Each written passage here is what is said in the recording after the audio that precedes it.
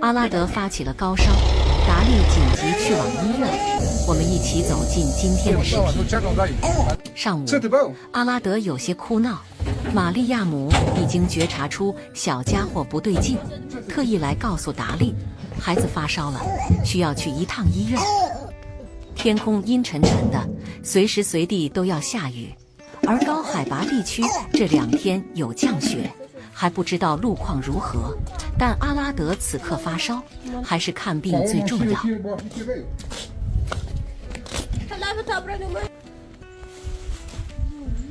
玛利亚姆一脸的焦急，达利也赶忙进到房间里，开始收拾外出需要带着的东西，要给阿拉德带点替换的衣服。因为没有汽车，出行不便，玛利亚姆为此事担忧。达利打算先回村，借一辆汽车开着进城。阿拉德一直在喊嗓子疼，看样子十有八九是扁桃体发炎了。好在他精神状态还算不错，可家里偏偏没有治疗相关症状的药，而且他们向来没有提前备药的习惯。不够。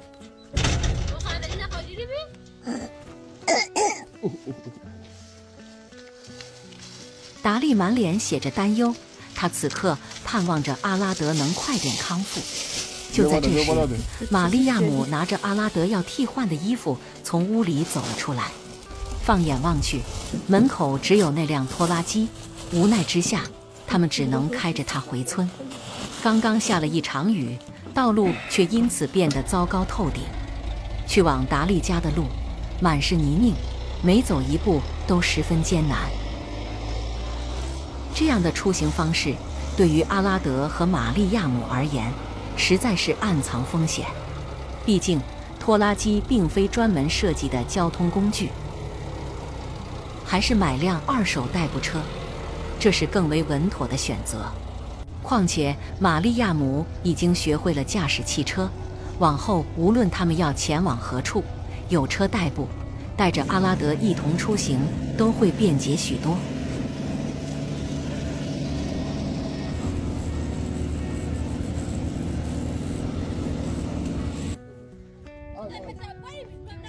当拖拉机驶到村口时，达利停下车，转头让玛利亚姆和阿拉德下车。原来他早就提前联系好了进城的汽车。此时此刻，当务之急就是带阿拉德去看病。小家伙脸上的伤都还没痊愈呢，现在又染上了感冒，真是让人心疼不已。高海拔地区还在持续的降雪，道路湿滑，他们走得格外小心，所以这趟进城耗费了不少的时间。抵达城市后，此前已经预约好了医生，不过距离看诊时间还有段间隔，于是玛利亚姆决定带着阿拉德先去采购杂货。此时的阿拉德嗓子早已沙哑不堪，就连说话的声音都变得异常嘶哑。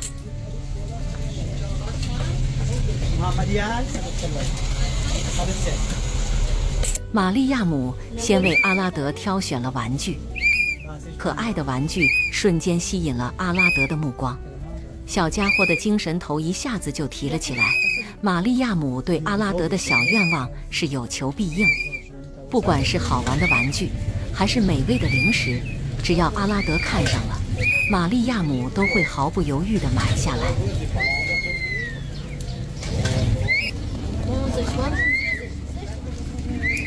到了预约好的时间，玛利亚姆带着阿拉德来找奈贾菲医生。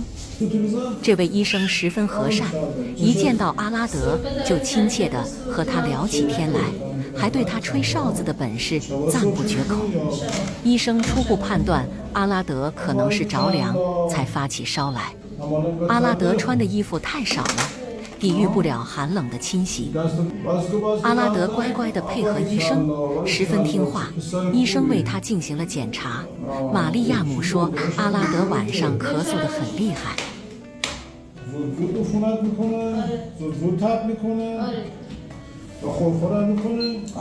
这次阿拉德不仅要输液治疗，还要持续的用药，家里什么药都没有。医生询问过后，给阿拉德开了处方。尽管内心满是恐惧，阿拉德还是努力让自己配合着打针。毕竟，打针可是每个孩子都打心眼里害怕的事儿。当尖锐的针头刺入皮肤，那股钻心的疼痛瞬间袭来，让他忍不住哇的一声哭了出来。不过，只有乖乖打完这针，自己才能快点好起来。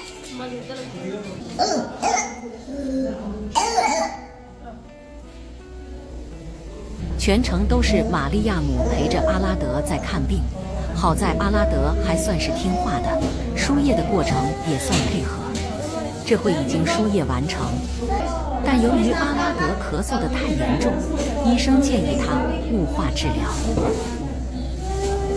这会阿拉德安静了下来，玛利亚姆一上午都忙碌奔波，此刻也疲惫异常。好在阿拉德及时得到了治疗，等回家后再按时吃药，应该很快就能好起来。从诊所出来，阿拉德便突然猛烈地咳嗽起来，咳声急促沉重，脸上满是痛苦之色。天气很冷，阿拉德穿的还是太单薄了。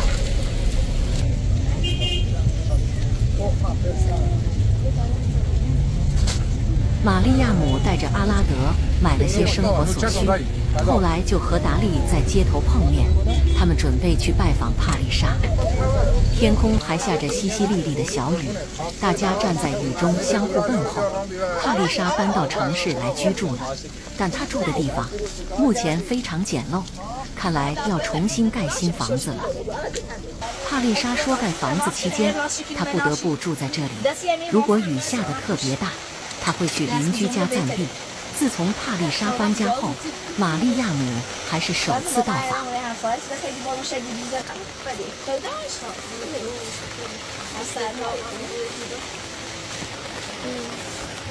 帕丽莎的女儿燕子睡着了。这样的天气，还是冬季，住在简陋的棚子里，条件着实艰苦。不过帕丽莎很快就能在城市里有属于自己的房子了。玛利亚姆也为她感到高兴。帕丽莎很热情，准备了热红茶，让他们喝杯茶，去除身体里的寒气。而玛利亚姆已经怀孕8个月了，用不了多久，她的女儿也即将出生。阿拉德状态看起来不错，没怎么咳嗽了。一到帕丽莎家中，他就开启了吃模式。虽说还在生病，可这胃口却丝毫不减。仿佛那些美食有着治愈一切的魔力。